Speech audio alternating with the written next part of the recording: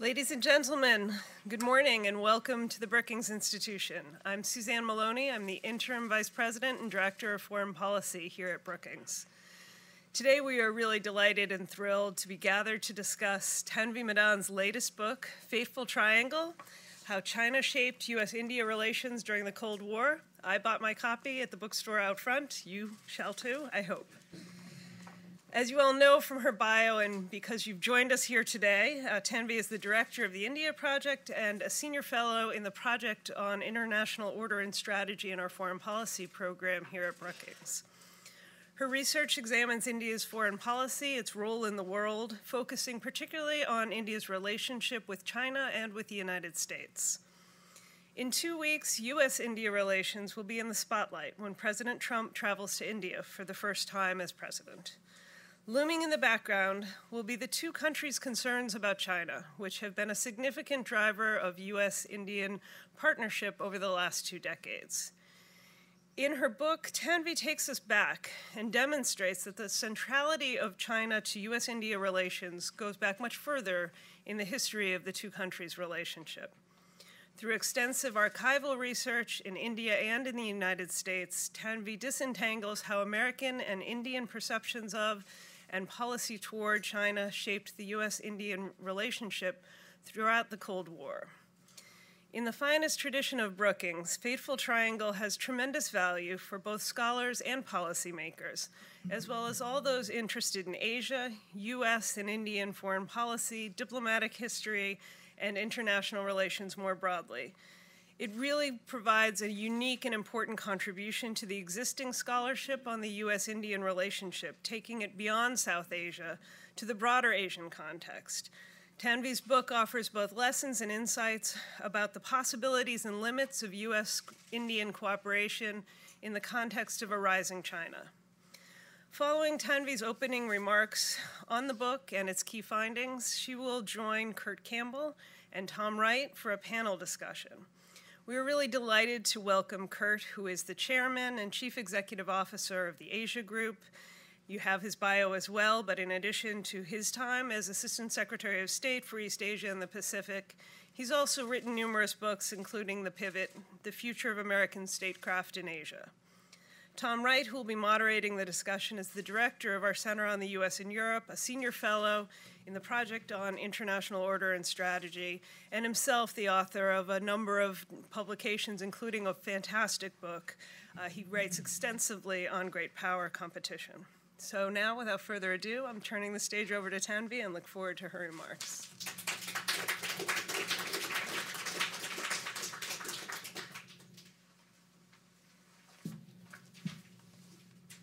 I guess this is going to go on. Who's doing the PowerPoint? There we go. Thank you, Suzanne, and I'm grateful to you and also to Kurt and Tom for participating in this event. Thanks also to Anju Bois, Laura McGee, Jennifer Mason, Anna Newby, Suzanne Schaefer, Adriana Peter and her team for putting this event together so speedily, and to all of you for coming here this morning. So this book has been a decade in the making. I won't thank everyone who made it possible. It'll take up the rest of the event, and whatever Brookings' version of Oscar's Wrap It Up music is will probably drown me out, so I won't do that. But I hope you'll indulge me for at least a couple of minutes as I acknowledge 2 sets of people without whom this book would not have been possible. First are my parents, Anishi and Viren Madan, and my sister, Nidhi. The book is dedicated to them because their support was indispensable to its journey and to its completion, most importantly. And it has always felt more like a family project than an individual one. Second, I want to acknowledge the support of the Brookings Institution, and particularly my colleagues here at Foreign Policy. I'm incredibly fortunate to work in a place where book-length research is still encouraged and to be surrounded by smart and good people. Now, on to what you're here for. So this book originated at another institution I owe much to, the University of Texas at Austin.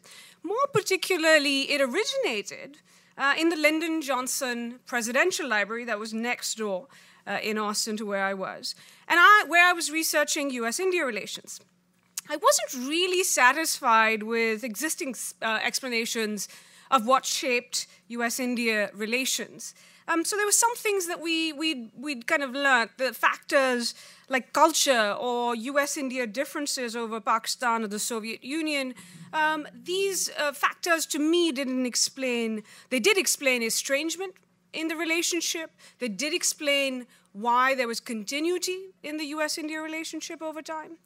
But to me and to a number of others, especially as the Indian archives were opening up, what these existing factors didn't quite explain is why the US and India, nonetheless, during the course of their history, why they actually did engage with each other. And these factors also didn't explain what really explained change in the relationship, because the standard line that everybody uses, the US-India relationship has experienced many ups and downs. So if it was Pakistan, for example, those differences existed continuously. What really caused change? And what I found in the Lyndon Johnson Library and the papers intrigued me. Two things in particular.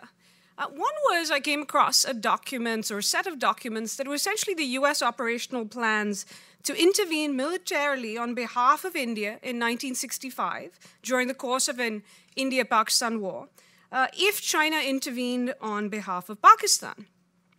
The second set of documents that I came across were very kind of detailed and, to me, boring, logs of rainfall amounts in India and their impact on the Indian agricultural landscape and the Indian economy. Now, why did these people care about this, and what reason these were on, why LBJ and his officials were kind of going through these logs? They seemed to keep a close eye on them because they wanted to make sure that India succeeded. Democratic India succeeded in the 60s, and especially in the context of a communist China next door that they were very worried about, that it would beat India in the kind of economic race and the strategic race in Asia. Why did this intrigue me? Today it is almost a truth almost universally acknowledged that China drives and shapes US-India relations. Indeed, broad convergence on China has been a key driver of US-India relations for the last 2 decades across US administrations and across Indian governments. Even if China was not mentioned during these visits up here on the PowerPoint presentation, during the Obama and Trump administrations, China nonetheless loomed large behind these big hugs between Prime Minister Modi and these two leaders. But what I had found, and that's why what I found in the LBJ archives intrigued me, what I'd found was that China's role in shaping the US-India relationship was not just a recent phenomena restricted to kind of the last few decades. Indeed, what I found, and this book lays out, was that China's influence went back to the early years of Indian independence. And the book takes you back to 1949 and starts at that point, where China was indeed what lay behind another visit. That is Indian Prime Minister Nehru's visit as the first Indian Prime Minister to ever visit Washington. When he came in 1949, he received a warm welcome on his arrival. President Truman indeed went to the airport to receive him, taking along 3 cabinet members and an honor guard. The US Congress hosted Nehru for a speech. Why all this fanfare behind the visit of this Indian leader? A major reason was what had happened just before Nehru's visit to Washington, what American policymakers saw as the loss of China to communism. And this had happened just a few days before, on October 1st, 1949, when Mao Zedong establishes the People's Republic of China. The establishment in the US now saw, in that context, a democratic India as the hope of Asia and believed it could serve as a counterbalance and contrast to Soviet-backed communist China. But during the course of this kind of visit that Nehru takes with much fanfare, it became quite clear that India did not share the same view of or the same approach to China as the US did. And so instead of convergence in China pushing the US and India together, over the next few years, what you really see in the US-India partnership and between the two countries is divergence on the subject of China. They disagreed about a number of different things, whether to recognize the People's Republic of China or not, what to do about the Chinese takeover of Tibet, China's role in the Korean War and the reasons for its intervention in that war, China's role in Southeast Asia. They also disagreed about the approach to take to China. Even the Nehru government in India did have some concerns about China, but they thought the best way to mitigate or resolve these concerns was to engage China rather than contain it. Nehru thought that bringing China into the international community instead of isolating it would encourage it to be, in language we would perhaps use today, a responsible stakeholder. The Truman and Eisenhower administrations, of course, did not see that same approach as being the correct one to China. They did think that it should be contained. Now, these differences on China might not have made a difference, but because the two countries, the US and India, did engage on these subjects, they ended up, these differences on China ended up having an adverse impact on US-India relations, not just in the Truman and Eisenhower administrations, but also on Capitol Hill, where these differences on China negatively affected decisions to aid India, which needed aid at that time. And this in turn caused resentment in India that thought the US was holding back because of these differences on China. But then around kind of 1956-57, you see a change. And over the next few years, Delhi's and Washington's diagnosis of the China problem and their prescriptions of what to do about it start to converge. In the US, President Eisenhower in his second term starts to see the Cold War not just primarily as a geopolitical conflict, but also an ideological and economic one. And in this context, the US, from his perspective and his administration's perspective, could not see democratic India fall behind while Soviet-backed communist China succeeded. And they came to the conclusion that Washington had to help India win what was called then the fateful race between China and India. In India, there's also change during this period. Nehru and his officials become more concerned about China as a geopolitical threat because of the boundary dispute between them that comes to the fore in 1956-57, and it intensifies over the course of this period between 1956 and 1962. India is concerned about China's growing influence in its neighborhood, particularly in Nepal. And of course, the Dalai Lama's escape to India heightens the tension between China and India in 1959. India is also, though, concerned about the ideological and economic threat from China, just as the Eisenhower and Kennedy administrations are. From the Nehru government's perspective, they were concerned that communism next door would demonstrate, a communist government would demonstrate that they could deliver the goods, so to speak, to their people, while his democratic government in India, his fledgling democratic government in India, would not succeed in doing so. The US and India didn't just agree on a perception of China now. They also agree on what to do about this threat. And primarily, in their minds, that meant a partnership with each other. Now, this agreement on what to do about it came with a lot of American economic assistance to India, which is better known, but also a military assistance that eventually culminates in, of course, US direct assistance during the 1962 China-India War. Now, you'd think that this convergence would have kind of stuck around, that both kind of agreed that this was a threat and this would naturally and inevitably lead to a sustained partnership. But it doesn't really do that during the course of the next few years. Because what happens is, while the two countries agree that China is a major threat, even the number one threat, even above the Soviet Union to some extent, they come to disagree on what to do about it. Now, still, this time, because they both see it as a threat, there's still this aspect of dependence. India still needs the US to externally and internally balance against China. The US still needs India not to fail politically, economically, or militarily while China took a leadership role in Asia. And so the US felt the need to continue to give a lot of economic assistance, but also the lesser-known fact that comes out in the recently declassified paper is that there is a fair amount of military assistance still provided during this period. There's also an intelligence sharing relationship that develops. There's also the signing and existence of something that's signed in 1963, an air defense agreement, that essentially commits the US to mutual consultations with India in the event of another Chinese attack on India, in which case the US would come to India's assistance. There are also strange things, like a joint expedition, a US-India expedition up to the Himalayas, where they decide that they're going to put a nuclear-powered monitoring device for reconnaissance on the kind of nuclear program that the Chinese were developing. That device is apparently still lost somewhere up there. But there's also kind of at this point, while there's this dependence and continuous need for each other that kind of keeps the two countries stuck with each other in some sense, there's also disagreement and disillusionment. And the disagreement comes on things like how to spend resources, whether India should be spending more money on defense expenditure against India or concentrating on development needs. Whether Pakistan should be part of India's China solution, as the US was arguing, or was Pakistan part of India's China problem, as Delhi was arguing.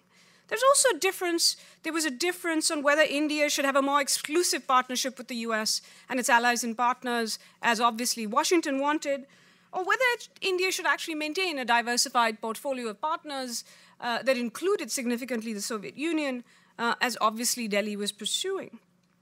And finally, there was this difference over whether, and disillusionment about whether the other country was indeed capable of playing a helpful role in Asia, in each one of these countries' China strategies. Both started to get disillusioned with the idea that the other, even if they wanted to, could they play this role as they got more and more involved in other commitments.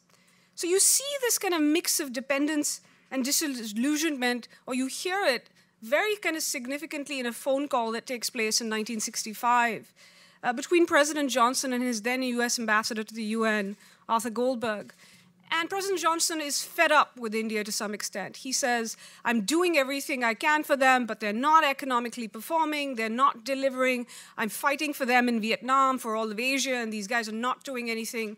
The rant is a little bit more graphic, let's say, but since this is kind of a PG-13 event, I won't repeat what he said.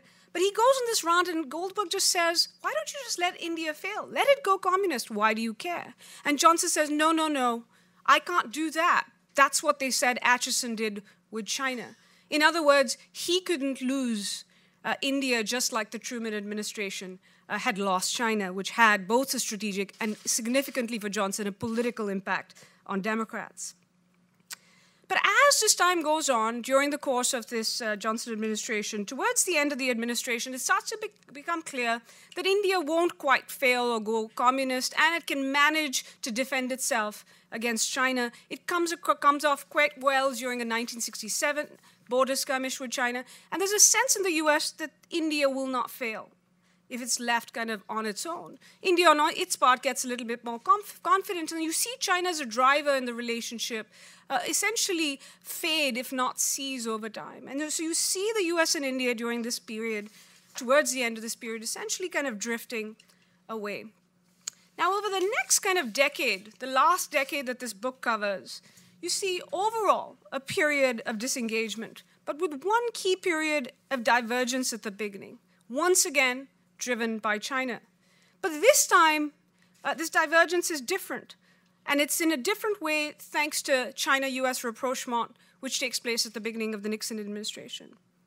In the lead up to and during what comes in 1971 in the South Asian context, the India-Pakistan war that eventually leads to the formation of Bangladesh, the China-US rapprochement means that India found that during the course of this crisis, it could not depend on the US coming to its assistance if China intervened on behalf of Pakistan. And you saw Nixon and Kissinger backing Chinese partner Pakistan, which was serving as a channel to China at the time. Indeed, this kind of vision of needing to back Chinese partner Pakistan leads kind of Nixon and Kissinger not just to kind of support Pakistan, but to even encourage China to intervene in the war on behalf of Pakistan. This, of course, leads to the low point that many of you know about in the U.S.-India relationship that is remembered to this day, the sailing of the USS Enterprise into the Bay of Bengal. It also led to the deepening of Indian engagement with the Soviet Union because of the treaty that's signed between the two countries in 1971. After this period, you do see kind of a period of disengagement, because while India-Soviet relations start to deepen, U.S.-India engagement in the final period that this book covers is one essentially of disengagement, not just because of the war, but significantly because with the rapprochement with China, the U.S. no longer really needed India as a counter in Asia. And India, on its part, now had a Soviet insurance policy and also moved towards acquiring an independent nuclear deterrent. Nonetheless, India was wary of overdependence on Moscow, and so it essentially sought to do two things during the course of the Ford and Carter administrations and the Indira Gandhi and Morarji Desai governments in the case of India. These two things were essentially to stabilize relations with the US, what we would perhaps today call a reset, and get it back on an even keel. And the second was for the Indian governments to seek their own rapprochement with China. And essentially, the US supported and even encouraged this because the US, on its part, did not wanted to limit US or the Indian partnership with the Soviet Union. And so during the end of this period, in particular the Carter administration, you see essentially this kind of triangle come full circle. In 1949, you had seen India encouraging China and the US to engage in that first meeting between Truman and Nehru. And now, by 1979, you see the US encouraging China and India to engage. And you see this reflected in a meeting that this book ends on. And it's between President Jimmy Carter and the Indian foreign minister at the time, somebody called Atal Bihari Vajpayee, who 2 decades after this period of disengagement, from that meeting where Jimmy Carter is saying, stay the course on rapprochement with China, even though you're upset with China for the China-Vietnam War that had just taken place. 2 decades after that, you really do see us back again at the point of convergence on the subject. 2 decades after that meeting, Vajpayee is, of course, prime minister, and we see the beginning of this present phase of convergence, whereas former Indian National Security Advisor Shiv Shankar Menon put it, convergence on China has become the strategic glue in the US-India relationship. So I'll end with saying, what does all this past? This is kind of a lot of kind of detailed past stuff in the book, which I enjoy doing, and I hope you enjoy reading about it. What does this past of this book say about the present and future? There is more detail on this in the book, and we'll get to it in Q&A, but I'll essentially say 2 things. One, it explains a lot of the historical baggage regarding China, regarding partnership, regarding alignment in the US-India relationship, historical baggage that to this day affects and shapes how the two countries see each other in the context of a rising China. To give you one example, you cannot understand Indian concerns about a G2 or a US-China condominium without understanding India's sense that in 1971, essentially overnight, much like the Japanese called it Nixon shock, India had to face going from having a US partnership against China to the prospect of a US-China-Pakistan, facing a US-China-Pakistan partnership against it. A second thing beyond kind of the historical context that this lays out for the present day is this book tries to offer some insights on the possibilities and limitations of what we think of as a US-India partnership with China. There's some, and Ambassador Bob Blackwell has been amongst the foremost in saying this, that a US-India partnership is inevitable if there's a rising China that's seen as a threat. There are others who say it's an impossible partnership. It will not happen because India doesn't do alliances or even alignments. And what this book lays out is that a US-India partnership, even an alignment against China, is possible, but only when certain conditions are in place. And if you read the book, you'll find out what those conditions are. And I will stop at that point. Thank you.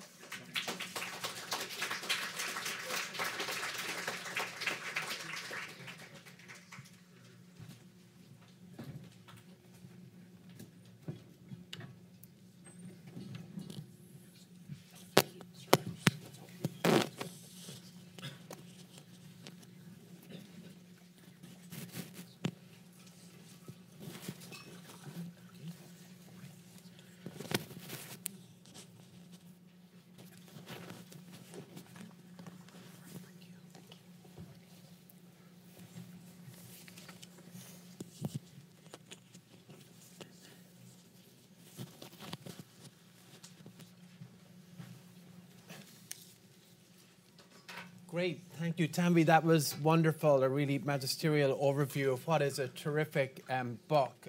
So I highly recommend this to everyone. It will be on sale afterwards. Tanvi will be signing copies. There's even a discount from the Brookings bookshop, so don't go to Amazon. You can get it right here.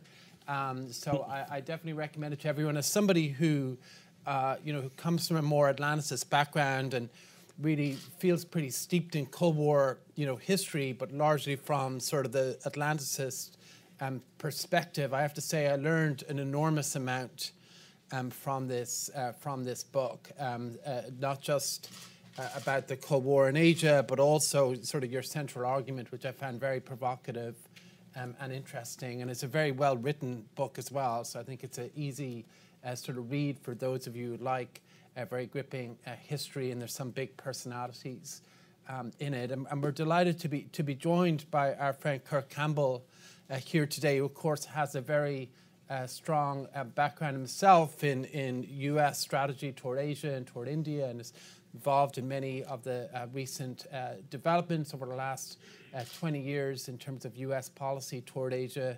The architect, of course, of the pivot, and also has much experience dealing with India. So before, Tanvi, we maybe get into talking to you about more details of the book and looking ahead as well to the future of U.S.-India relations and U.S. strategy in Asia. Kurt, maybe we could start with you, but just your reflections on Tanvi's presentation and on the book. First of all, Tom, thank you very much. It's a pleasure to be here, and it's a terrific book, and grateful to be able to help celebrate this with Tanvi. And can I also say, it is true the way Suzanne began, the fact that Brookings is committed to research that ends up in books is an important, essential part of what scholarship is about, and I want to commend Brookings for doing it. I did notice Suzanne has a new long title, sort of acting special, sort of like one of those officials in Wuhan right now, so you're not sure how long they're going to be in that job, but still, I commend her on and congratulate her for this. So I really like the book. I will say, I told Tanvi as we began, I was completely unconvinced when I picked it up, because when I thought of it, and I thought of this period, I thought that the two mediating powers for at least U.S. policy in the region were primarily the former Soviet Union and Pakistan. I thought those were the driving forces of both American strategy and how India thought of the Cold War in Asia more generally. But I liked the breakdown in the book and the historical dimensions, particularly the Eisenhower stuff, was fascinating. And the Tanvi's description of Eisenhower's historic visit to India, what it meant, and what animated American strategy in this period really illuminated for me things that I didn't understand or didn't appreciate as fully. I will tell you, as someone who has spoken and engaged with Indian friends, I think for a longer period of time, about China and about Asia, the history that Tanvi interprets for us, this history is much better known to Indian friends than it is to Americans. And it will be recited for you in great detail. Usually the areas of disillusionment and disappointment will come up again and again. And so I would recommend for friends who are thinking about the historical context and who are not persuaded necessarily. There is this view, and again, it starts at the beginning of the book. She talks about this idea, and it was represented by our friend Bob Blackwell, who was ambassador in India, the idea that there is an inevitable partnership that is will define the 21st century between the United States and India. But I think what the past suggests to us is that it's a much more complex frame, and that what India demands is not just that the United States has a nuanced and sophisticated understanding of China, but that the United States deals with India on its own merits. And I think at the core of running through much of Tanvi's discussion is not just the role that China plays in how the United States conceptualizes the Cold War, but when the United States stops thinking about India in its own right and mediates it through another country's lens, either the former Soviet Union or China, that's where we tend to run into problems. My problems with the book really, I like the fact that she's broken it down in these sort of segmented periods of, you know, hope and disillusionment. I'm not sure I buy it completely. I think the overarching picture, which I think we can look at over a 40 or 50 year period, is on both sides periods of hope that is almost always undercut by actions, misunderstandings on both sides. So it's raised expectations, disappointment, withdrawal, and what you see is a recurring pattern that takes place over 40 or 50 years that frankly continues today. And we see that again and again.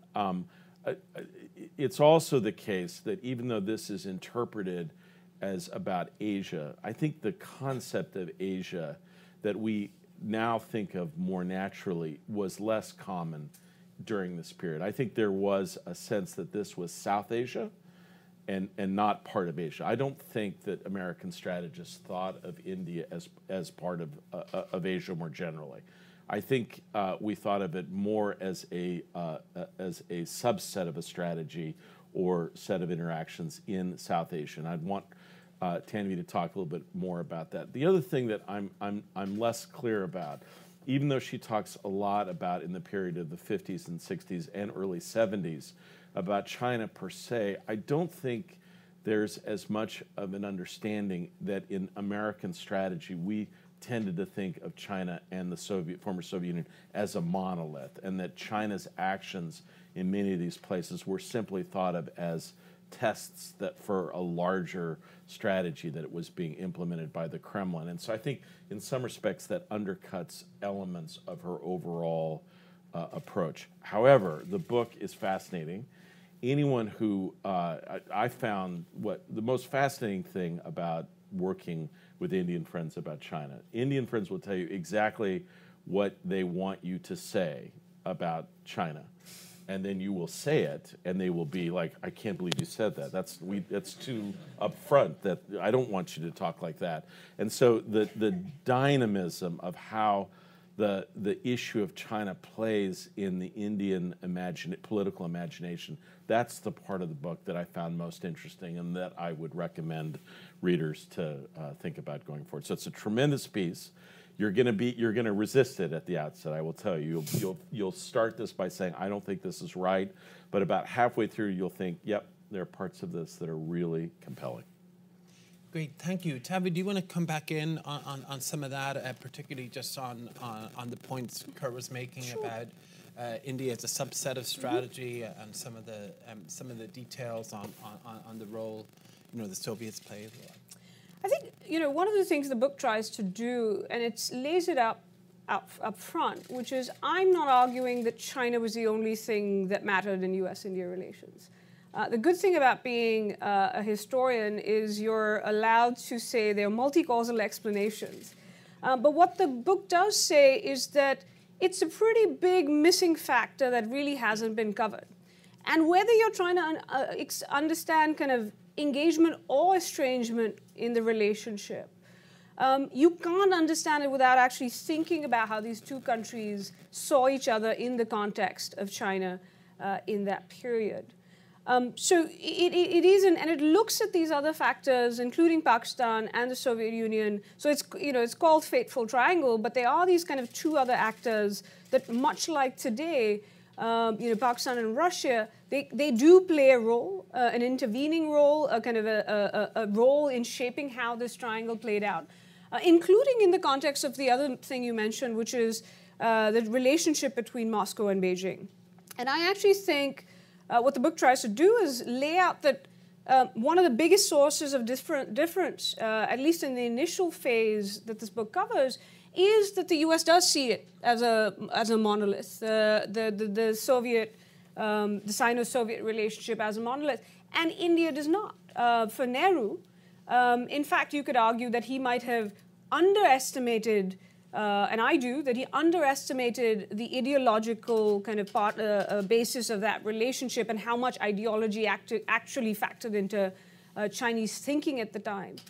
He thought, mirror imaging, he said China is just like India.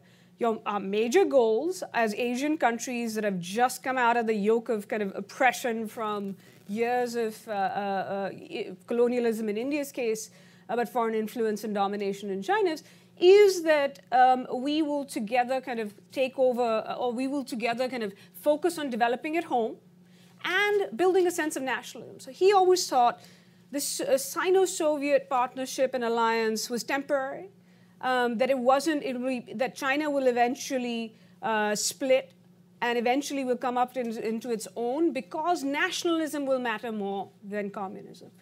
Well, today we're debating that issue too, right? On China, Russia, and how sustainable that partnership is.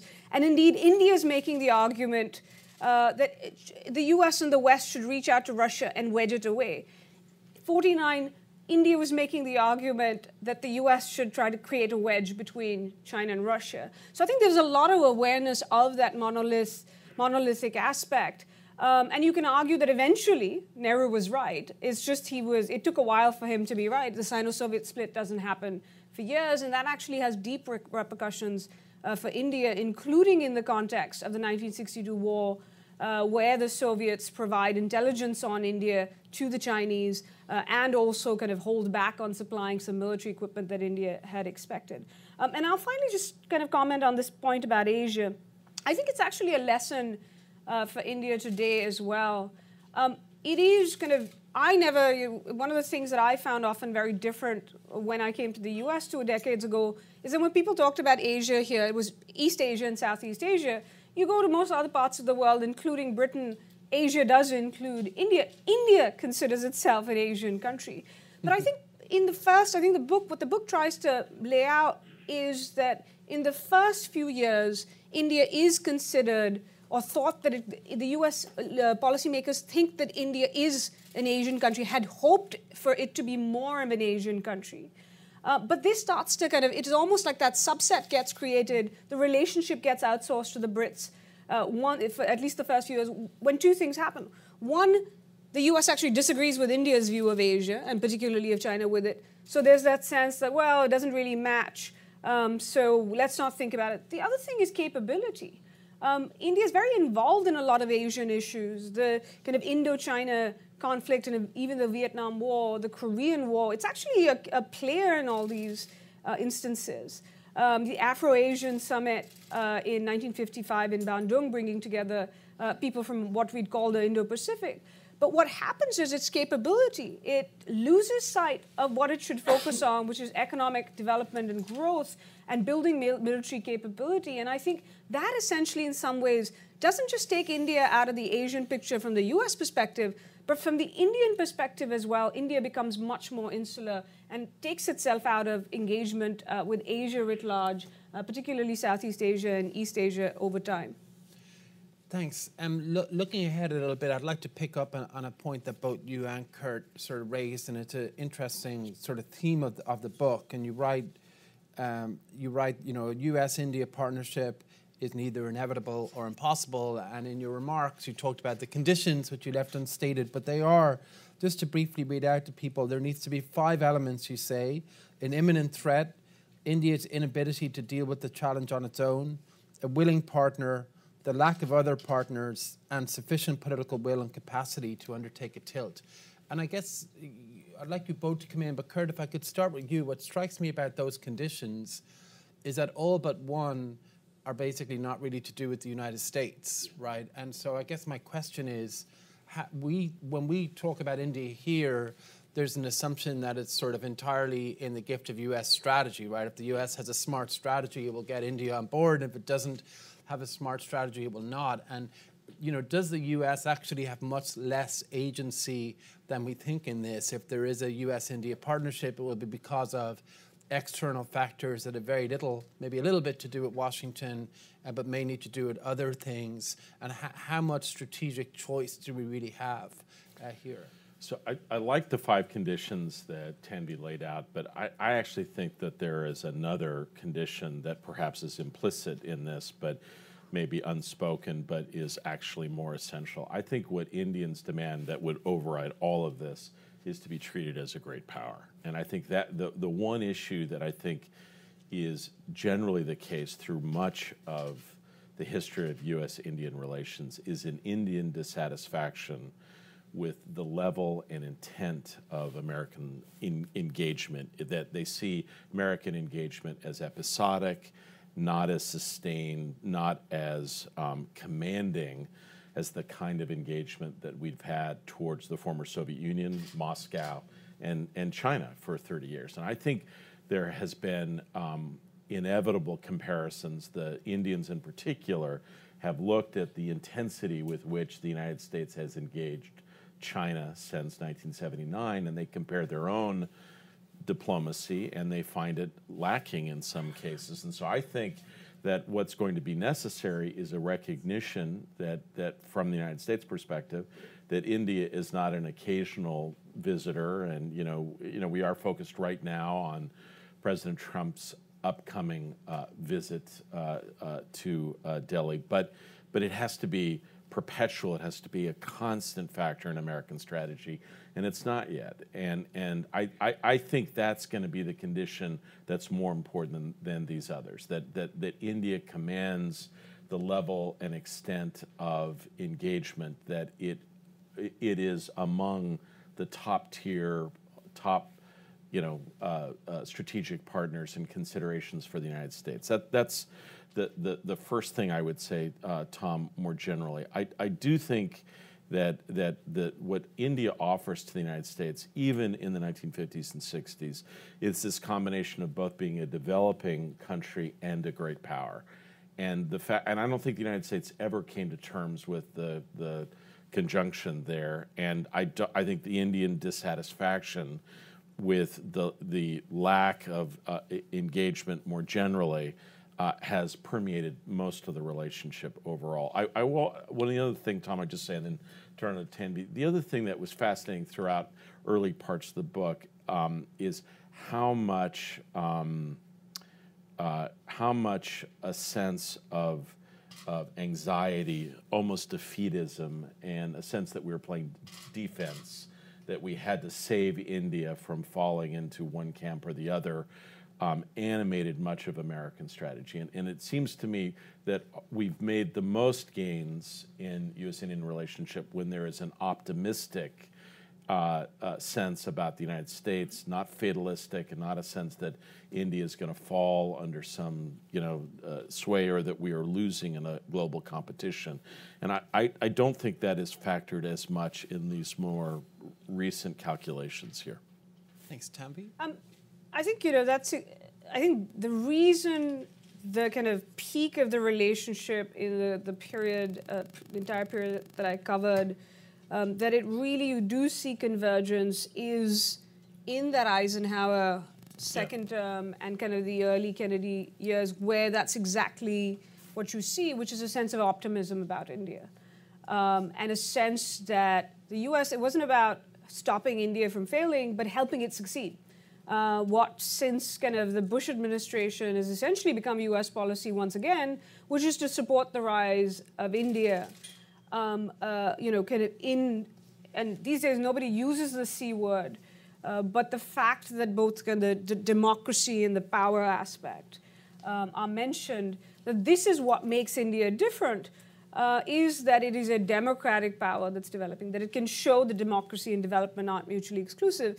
Having said that, I think where Eisenhower eventually and Kennedy succeed is because they accept that because India is a democracy, the very thing that they were supporting, it will also be difficult and have an Indian independent view of its own interests and its own ideas about how to, for example, grow, how much to spend on issues. And I think this becomes kind of a running theme, which is this idea of independence, freedom of action, what often gets called non-alignment, but is essentially the search for to be able to make decisions on an independent basis, to be treated as a power in its own right. And I think where you see, so kind of the conditions you mentioned are really about when India tilts.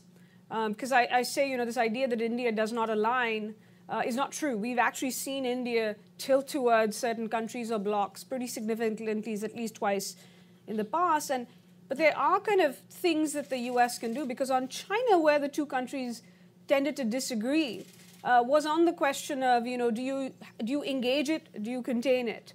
How much force do you use? How much diplomacy do you deploy? Kind of, where does a country like Pakistan fit in? Should India kind of make up with Pakistan and then focus all its resources on China? Or as India sees it, do you actually see the China-Pakistan relationship as a problem in its own right? And then I think it comes back to this question of independence, because for India, the whole point about not joining an alliance, of kind of maintaining kind of a diversification, including a relationship with Russia today and the Soviet Union in the past, was this idea of not kind of having questions about the reliability of the US, but also trying to make the most of as many relationships and independently decide what path to follow, because this whole idea of India never wanted to be in a situation again, which early leaders had faced, that before independence, India was taken into the Second World War without any Indians being asked about how the kind of millions that India contributed to the war, both in terms of men and material. And so I think, this idea of independence is very important. But there is a prescription for, I think, US policymakers and for Indian ones today if they want to make this partnership different. There are these differences on, Russia, on Pakistan, on engagement. And when leaders, as Eisenhower and Kennedy did, showed, and on their part, kind of Nehru and and they did it partly because they had no choice. They needed the US at that point. When they've shown either a willingness to bridge the gap or a tolerance of differences, that look, the other side, we're not going to bring them about. Because often this wasn't about misunderstanding. The two countries understood each other perfectly well. They just thought the other side was wrong. So figuring out, that's a view there, that's a view there. We're not going to try to kind of make the other person change their mind. We'll find a way to work on it. And then then you get the time to figure out those terms of alignment that I think we're, again, trying to figure out today. Tom, can I say the other interesting thing about the book that from a bureaucratic reading, one of the fascinating things is the role that individuals play in this relationship. Like there are in our foreign policy, national security bureaucracy, there is not an Indianist group. There are a very small number of people that influence the nature of these debates. The role of the ambassador in many circumstances, both in Washington and Delhi, are central. And in each administration, the role of the leaders, and generally maybe only one or two advisors around them, play an outsized role. And so it reminds you that unlike certain relationships where you had like a huge cadre of people that studied that studied the Soviet Union, Soviet specialists that would animate administrations, and on China, the only group that has historically been most engaged with India that has been now, I think, roundly defeated, was actually led by the former leader here of Brookings, by Strobe and his team, that basically thought to view India through the prism of the non-proliferation regime. That group, more than any other group, thought of India in that lens. But more recently, it has only been a few individual players like Bob Blackwell, like Rich Firm and others, who have been able to animate the leadership around a country, a president or prime minister, to drive the direction of the country and the relationship. So on that, I mean, you both talked about the need to respect India as a great power and just sort of engage it on its terms. But I'm wondering what role domestic politics in India will play in the U.S. perception. I mean, we've seen a lot already this year, a concern about, Modi and various developments. That would seem obviously if that was a factor, to cut against that Indian sort of desire, to be treated equally from Delhi's point of view. So, is that going to be a factor in the years ahead, and how should we think about it as a strategy question? So I think in kind of, this is something I think I kind of try to bring out in the book in terms of, there will be questions, I think already are, that if the reason that you are backing India is that it's not just a great power, because then, it will be a threat down the line too. why, you'll have Chinese officials and kind of scholars say, why doesn't the US see India's rise as a threat? Well, for one, it's not kind of, in the face of China's rise, it's not as big. But this idea of it being kind of not just about this strategic driver that is China, but that it is a democracy and that it is this kind of economically advantageous country to deal with. So I think the US-India relationship has kind of this, I've always thought about it as a three-legged stool. Some think of it as a tripod. It's had a strategic driver, it's had an economic driver, and it's had a values-based driver on both sides of the relationship. And I think if there's a question here about not just, I think, about both the values a kind of leg of that relationship, but also the economic leg as kind of economic growth has slowed down a little bit. Same thing in India. If India has questioned, because the values-based side for India has also meant, things like immigration here, how safe its kind of citizens feel here, but also if the economy here becomes more, economic kind of lens becomes more protectionist here, if those two legs suddenly start becoming kind of wobbly, you're putting a lot of dependence on that strategic relationship, that driver to kind of keep that relationship going. Now, having said that, in terms of if kind of constituencies here, that not just from the China angle, but the democracy angle and the economic angle, if they start, if they get disappointed, both in India's ability to play a contrasting role and an important role, but also kind of its, not just its kind of willingness, but its ability. So if these developments in India start affecting its ability to, whether that's grow economically and then spend on developing military capability, does India become so insular once again as it did in the kind of mid to late 60s that people just start losing interest? That here you might have people saying, we want India to play this role vis-a-vis China, but it's got too much going on either within India or it's got too kind of focused on Pakistan that it's not going to play this larger role in Asia or in the Indo-Pacific as we see it, or it doesn't have the ability to. So I think these developments could play a role. Having said that, I think one of the reasons you're seeing limited criticism of India, despite all the concerns amongst some constituencies, is because of the China aspect, is because of the strategic aspect. Yeah. It is why partly, yes, President Trump might not care about some of the democracy and human rights issues, but others in the administration would under normal circumstances. I think one of the reasons you're seeing limited criticism, not just on the part of the US, but a number of other countries, is that India is still seen in a very kind of geopolitical sense as a potential balancer and actual balancer to China.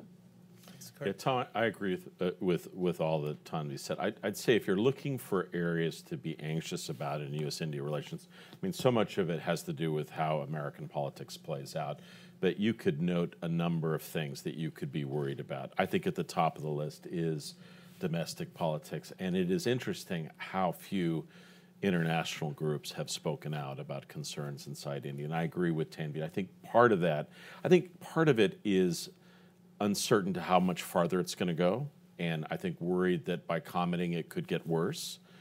But also, I think the China aspect comes to play. But it doesn't stop there. The areas that I think we can be concerned about, I think India has a very different view about Iran than the United States does, and I think their partnership, their sense of working with Iran into the future could be in stark contrast to where the Trump administration wants to go. I think the enduring arms relationship with Russia, we've already seen some issues there. I think the bigger issue that we could see coming up is on trade. And I think the steps that Trump has taken with various countries that causes anxiety in terms of taking punitive actions. If he takes more of those in India, it could have really very significant political costs inside the country as a whole. And so it'll be interesting to see what the next couple of months will be like. I can imagine if a Democratic government comes to power, that issues associated with climate change, I think India has a very different conception about its historical responsibilities and what it needs to do going forward. I can imagine those issues also causing concerns. Overall, balancing that is this larger issue of China per se, But at the same time, I think China, that what India wants is a clear-headed American assessment. But I think they worry about extremes. They worry about both condominium and now I think they are probably a little concerned that the United States is veering too much in a direction of open conflict, which I think they would view as contrary to their own economic interests, because India, of course, wants to be able to partake in some aspects of Belt and Road and engagement with China as appropriate, while keeping its guard up in terms of its larger strategic concerns. And is India's sort of concerns there different than the rest of the region? I mean, we often sort of comment on that, and the region being a bit anxious about sort of the, the dichotomous way the U.S. debate is often sort of framed and in competition going too far. Is there something unique about India's concerns that would make it different from Japan or Australia in that regard? I sat in a lot of the, India was brought into the East Asia Summit and to the ASEAN Regional Forum. It's still an uncomfortable mix, to be honest. I mean, I think India is still learning the cultural, kind of norms and what are the key issues that animate East Asia per se. I think the countries that have had the most luck in a nuanced discussion around China have in fact been Japan, Australia, and India, in which they talk carefully about a number of things, but never directly about the threat or the anxieties that all of them share with respect to China. Can I just say on the kind of, it is interesting how India sees U.S.-China dynamics. And it really is that Goldilocks view. You want it to be just right, neither too warm, because that becomes a G2, if the U.S.-China feeling too kind of warm and fuzzy towards each other, but then kind of not wanting to see it too cold and icy, because that requires India to make choices it doesn't want to make, but also it decreases India's utility. And in that sense, I mean, one of the things you've seen is that Indian leaders, both current and in the past, which the book reflects, have often talked about how to use U.S.-China conflict or competition. And I think you're seeing it today, where you're seeing kind of India push itself forward in a way that it wouldn't have in the past, as saying it's willing to kind of take on more of a role, to join things like the Quad, to move forward with something. Kurt was present at the creation of the U.S. India Japan trilateral, and that which is also has a military dimension now. That India is doing it for its own good and for its own purposes vis-a-vis China, but also to kind of try to elicit benefits from the U.S., including access to more advanced technology, which it didn't have access to in the past. And so you are seeing kind of Indian policymakers do what they have done fairly consistently. And it is worth remembering that of all the Quad countries, India has actually had the most consistent view of China since the late 1950s, which is seeing it as a challenge alone and in conjunction with Pakistan. So I think it is also why they, in some ways, are happy that the Trump administration has taken a more forward-leaning approach towards, or at least a view of China as a challenge. They do disagree about the kind of approach, and particularly the trade war aspects of it, I suspect. Tom, one of the things that we have not discussed that's an interesting, we're really at the beginning stages of this, which is the activization of the Indian American diaspora in the larger political context. And really, President Trump has really energized this group. Now, historically, as a bloc, they have tended to be a little bit more on the Democratic side, but I'm not sure that's going to hold. We'll see how it plays out. But I think as a group, they have domestic concerns, but also I think are going to be increasingly interested in the nature of the relationship between the United States and India, and I would expect both parties will be more attentive to that going forward. So just one thought, Tanvi, if we're relying on a Goldilocks approach, the U.S. and particularly the president, I don't think do that particularly well. It tends to be one end of the dial or the other, but hopefully. I guess I have one more question before we go to all of you for questions, and it's on President Trump's visit. I mean, his visits to any country, I think, are always very consequential because it places him at the center of the narrative. His team, I think, is less influential when he's on the road. He usually makes news, usually goes in directions you don't expect. You know, he often sort of shapes policy. So beyond the general sort of strategic questions on the future of U.S.-India relations, what in particular can we expect from his trip? What worries you about it? What excites you about it? What are you sort of looking for? And how are those personal, you know, dynamics between President Trump and Modi likely to unfold? Either of you can. So I think President Trump will get a very warm welcome from the Indian government. And it is because of, now look, my book ends with saying it's unhealthy for the US and India relationship to depend so much on a strategic driver that is China. But I think a large reason why he will get a warm welcome is that India needs and wants the US to continue to stay committed to playing a balancing role in Asia, to be committed to help India build up its military capability. And so I think you are going to see, there isn't any other choice. India doesn't know what Russia is going to do with China. Yes, it's developing a relationship with Japan, with Australia, with France. But the US still is, for Indian strategy, for the Indian economy, for the people-to-people reasons, continues to be, if not the most important, at least a kind of first amongst equal partner for India. So I think you will see a welcome. I think the Indian Prime Minister, who himself is used to taking center stage, will be more than happy to give President Trump center stage. I think from the reports we're getting about whether it's people lining up in the streets to greet President Trump, or it is over 100,000 people in a stadium, part of that is recognizing what will go down well. He'll call it 200,000. 200,000, yes.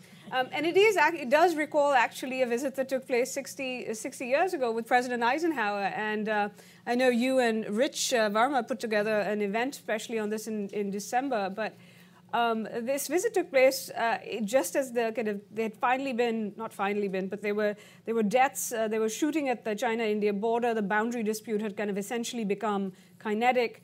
And India needed support and welcomed Eisenhower. And there were, some people say, 1 million people that had been produced into the streets to show kind of an Indian welcome to President Eisenhower, who did get quite carried away in his subsequent statements.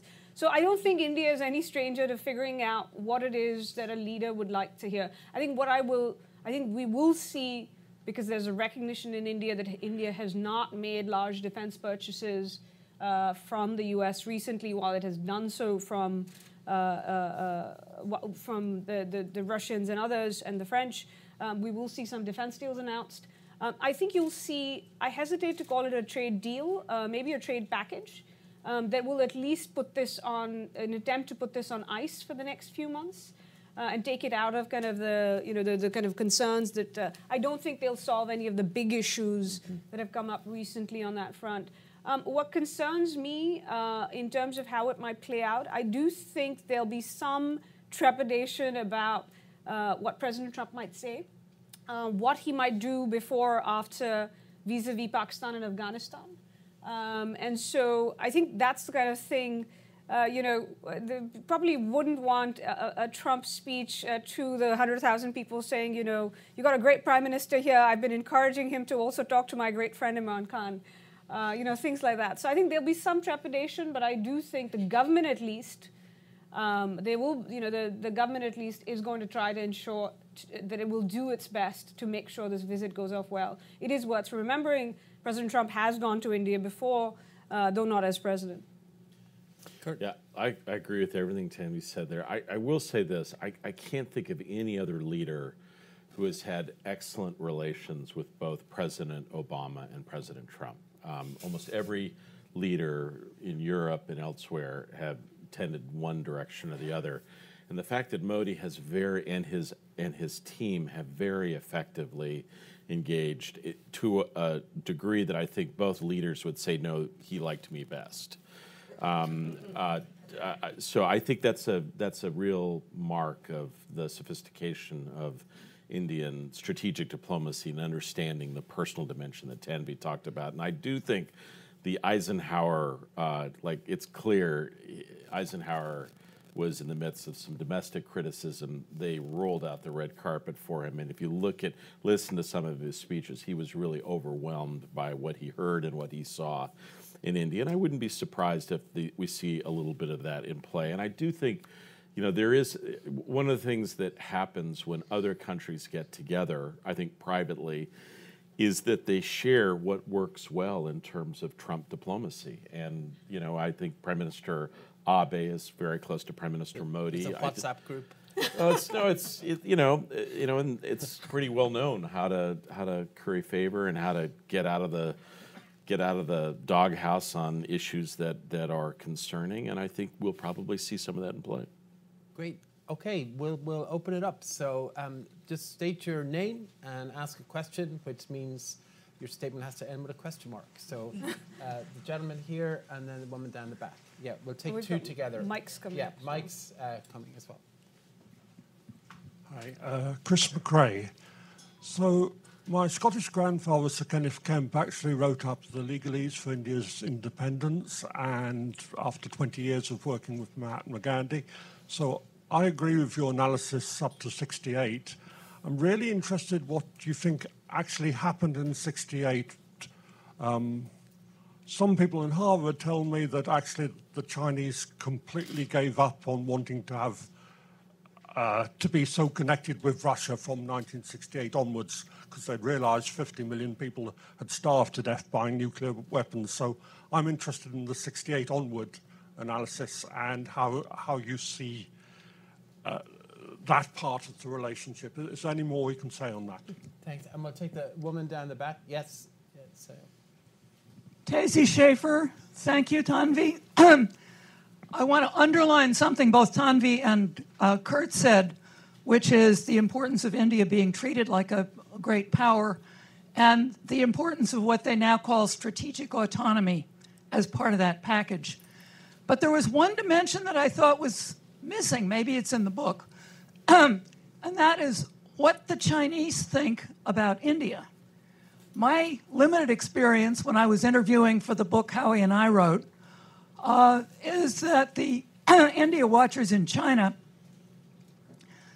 basically took a very superior attitude.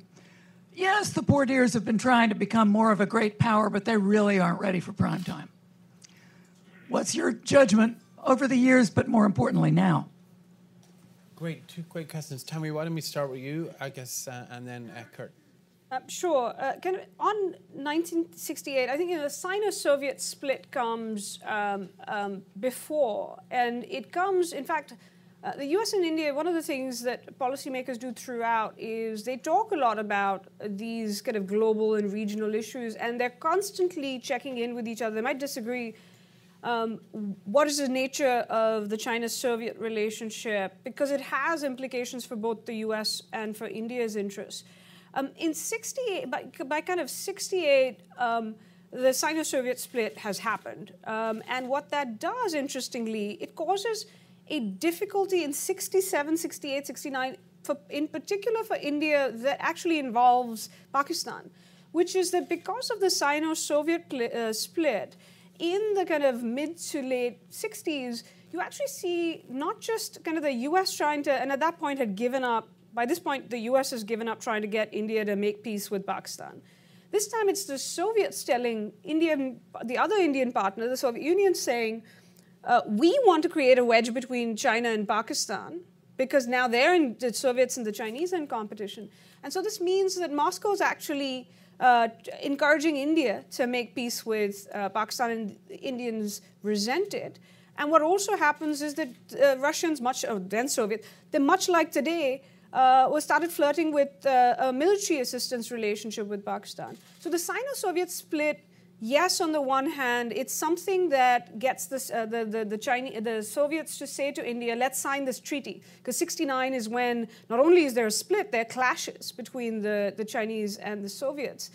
That makes India, they want to keep India on side. And so they say, look, let's sign this treaty. India, for the strategic autonomy reason, Indira Gandhi refuses to sign that treaty for 2 years. She said, nope, it will mean that I will become too dependent on the Soviets. I want to stay independent. I want to continue to try to maintain a relationship with the US. But the Soviets put a lot of pressure because of that split. So it does have kind of an interesting dynamic where it makes the Indians both resentful of the Soviet relationship with Pakistan because of China, and also makes them more useful to the Soviets in some ways. I think Tezi's point about, Tezi, I do kind of, there are references in the book to kind of Chinese thinking, but this is, both the fact that the book would have been much longer than it is, and second, I don't have the linguistic skills to have been able to add the dimension of what China was, the Chinese were thinking and doing at that time. But there is kind of references to it in the book in the sense of, in the past, you actually saw in the beginning of the period discovered, the Chinese first kind of think of India much like the Soviets do, as kind of a running dog of imperialism and bourgeois lackeys of the US and UK. They think that India and the US will collude, especially on the subject of Tibet. But then they become convinced that India can actually be useful as it's trying to engage China, that India can help kind of un-isolate China as everybody else was trying to do. But then, of course, things get very tense, and China actively starts to see India once again as potentially colluding with the US on the subject of Tibet. Things go really badly. And then once they defeat India in the war, it really do. I think that idea that India kind of goes out of the Chinese mindset saying it's not useful. In the 70s, you do see the Chinese wanting to engage India, because they too don't want to see an India too dependent on the Soviet Union. And so they too asked the US to kind of broker some sort of kind of rapprochement between China and India. But largely, I think Susan Shirk's point of view that she's written about, that after that, for the longest time, China didn't really think about India very much.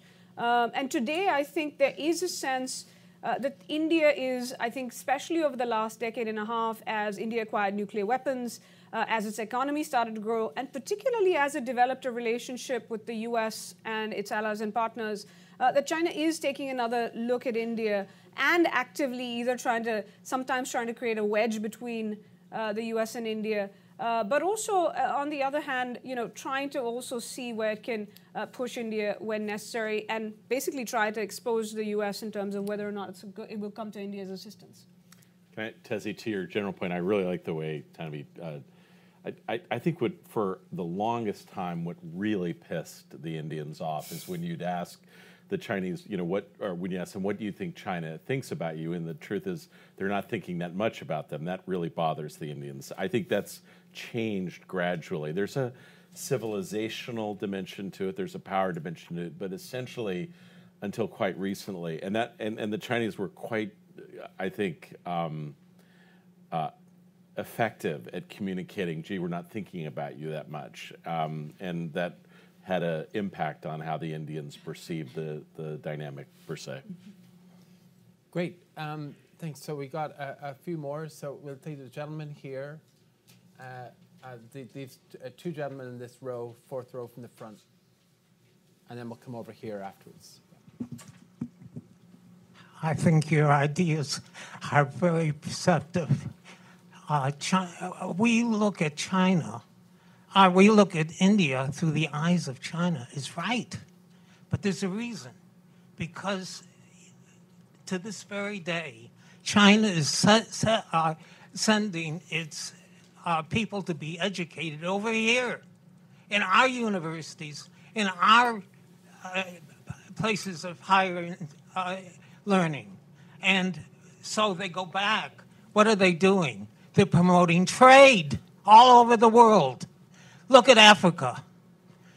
And you see United States mirrored as it was years ago through the eyes of China. And so you are right. And I applaud you for your position, which I've never heard before.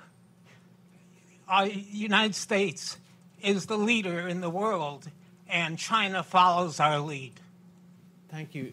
Gentlemen on the row here, yes. Sure. My name's Encore. So there seemed to be some uncertainty in the panel on how far Modi's hardline anti-Muslim policies would go. But assuming that they do follow the current trend and go much farther, and also assuming that inevitably at some point, whether it's next year or 5 years and 9 years from now, there will be an American administration with slightly different principles and outlook on the world. How far can those hardline policies in India go before that values leg of the tripod becomes untenable? You know, even assuming that a democratic administration has those same strategic priorities, how far can that go before the stool tumbles? And there's two more right beside, so we'll just take those two together as well. So the gentleman and the woman beside. My name's Elliot Hurwitz. I want to thank the panel for a very good presentation. I just want to look back to Mrs. Madan's comments on India seeking access to more advanced technologies. From whom? Those could be available from the PRC. They could be available from Russia.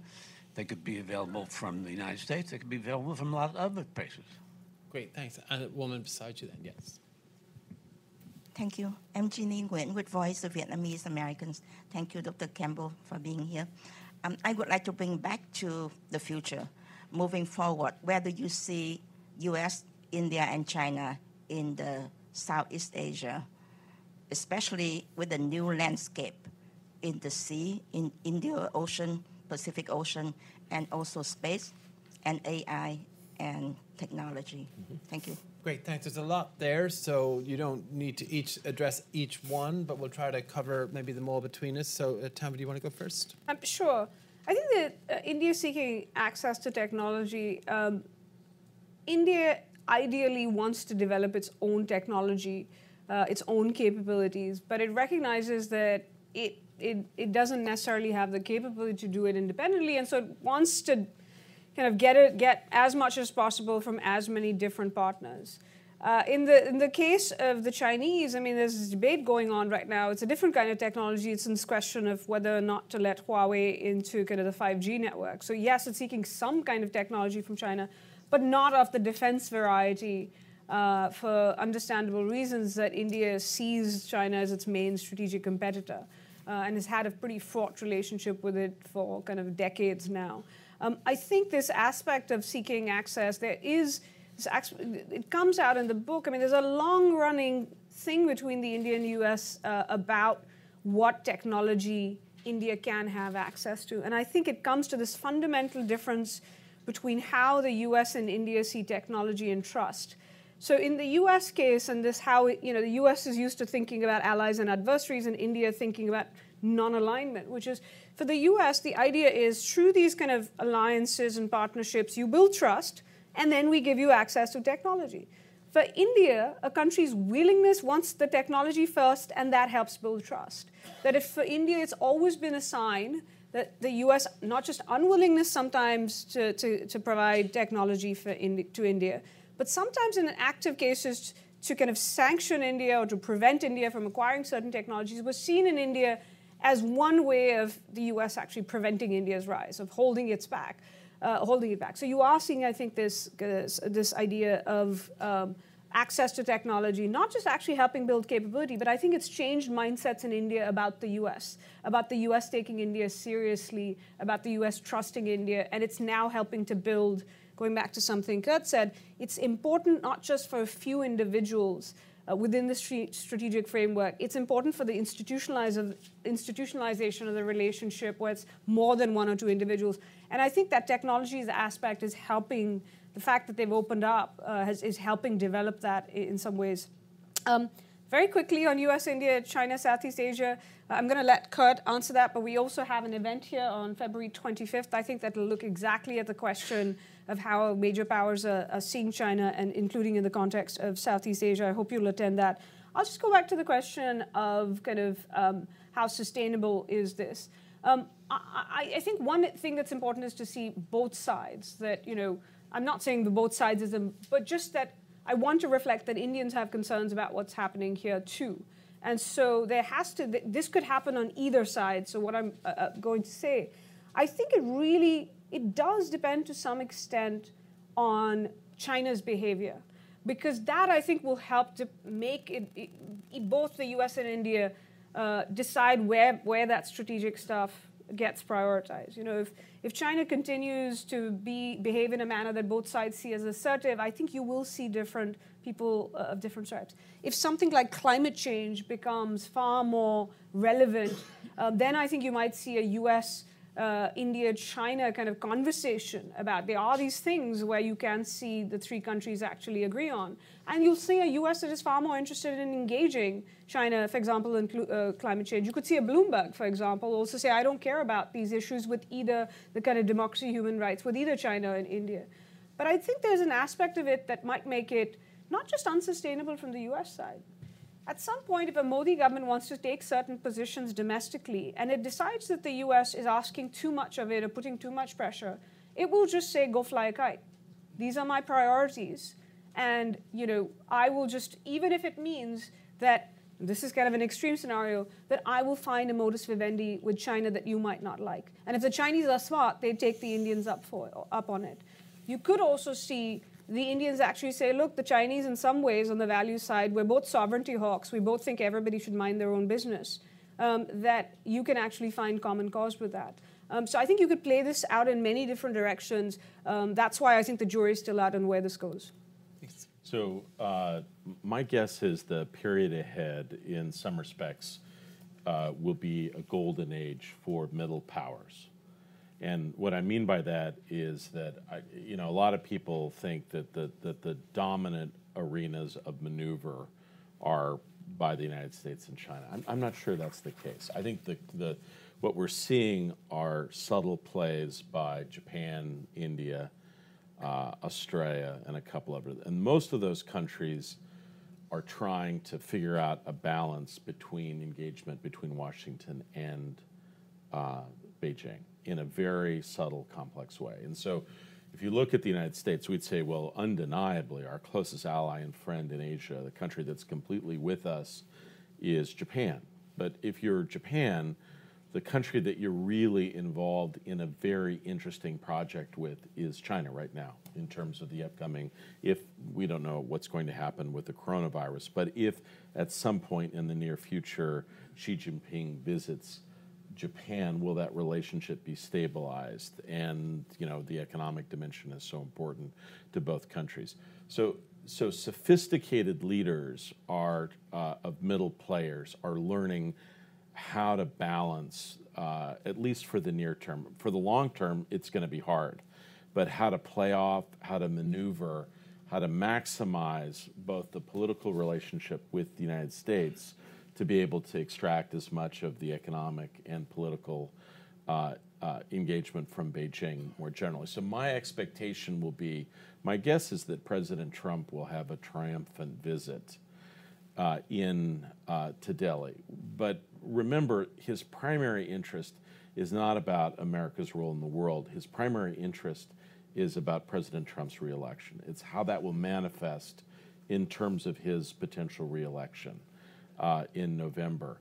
But I believe almost immediately after, Modi will pivot and then talk and engage a little bit more in terms of how to use that engagement effectively in his ongoing relationship with President Xi in China. And so my guess is that we will see more of that among the middle players, and that it shouldn't surprise us, and we should be attuned to it and play an effective role of coordinating. I don't think it necessarily hurts American interests either. I think it can actually play a mediating role in the relationship between the United States and China that could be ultimately stabilizing. Thanks. We have time for maybe two really brief questions. So we'll take the gentleman up the front here, and then the lady down the back. Sorry, we just can take two. So why don't you come up the front, and this gentleman here. Yeah. And then we have about 3 minutes. So. Thank you. I'll be brief. My name is Donald Camp. There's an alternate way of looking at U.S.-India relations. Maybe it's a little cynical, which is that Washington cares about India when there's a crisis. And that's true even today. So my question to Tanvi is, was our relationship with India more intense in the period you're covering here? Or was China more part of the crisis mentality, the Sino-Indian War and the 65 and 71 more. Thank you. And second one? My name is Piper Campbell. You spoke briefly about the Quad. I'm curious what your comments would be about India's decision to withdraw from the RCEP negotiations just as they seemed to be concluding. And that really pulls them out of a major part of the institutions of Southeast Asia. I'm curious whether you see the Quad being enough to counterbalance that. Great. Two great final questions. And we just have a couple of minutes left, so if you both like to address those or just closing remarks as well. Kurt, do you want to go first? Or? Why don't you go ahead? Don, on the question, and Don and Catherine here are two of the kind of folks who have been Indiawalas, so they do exist in the system, especially in recent times. And I'm looking forward in my next book to actually coming and interviewing you both about the more recent years.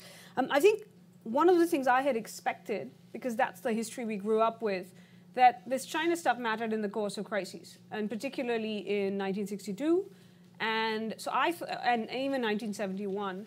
That look, China mattered when the U.S. had to pay attention. What I was actually surprised to find that it wasn't just this momentary phenomena, how consistently these people were thinking about. Sometimes they gave up on India, but both in the U.S. and India, this question of China keeps coming up. I didn't expect to find it, so I didn't go in there looking for it. But you do see this kind of, the one document that really lays this out to me is in 1957 in January. Go read the Eisenhower second term, the policy NSC, I think 5701, which lays out U.S. policy towards South Asia. And the fundamental assumption is China's a problem. We need to support India's rise to serve it. So I found it much more consistent. On the Quad and RCEP, I see this as kind of reflecting a little bit of a problem with how kind of the security and the economic relationships in Asia are playing out. I actually think the Quad shows Indian willingness.